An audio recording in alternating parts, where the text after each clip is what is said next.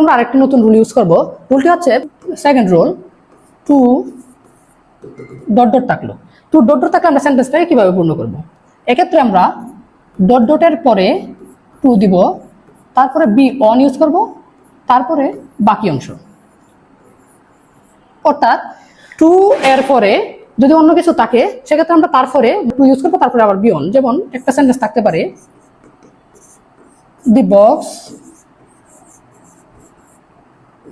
Is too heavy. তো একটা sentence থাকলো যে the box is too heavy. তো এই সেন্টেন্সটাকে আমরা কিভাবে পূর্ণাঙ্গ করবো? তার মধ্যে প্রথমে আমরা বললাম যে টু ইউজ করবো, টু ইউজ করলাম, তারপর হচ্ছে বি ওয়ান ইউজ করবো। বি ওয়ান যখন একটা বি ওয়ান ইউজ করতে পারি যেটা হচ্ছে বেশি হচ্ছে অ্যাপ্রোপ্রিয়েট হয়। The box is too heavy, বক্সটি হচ্ছে খুবই বেশি ভারী কি করতে, টু ব্রিং বা ক্যারি। তো আমরা এক্ষেত্রে ক্যারি ইউজ করতে পারি, CA ডলার টু ক্যারি। তারপর বাকি অংশ কি করতে পারি, ফর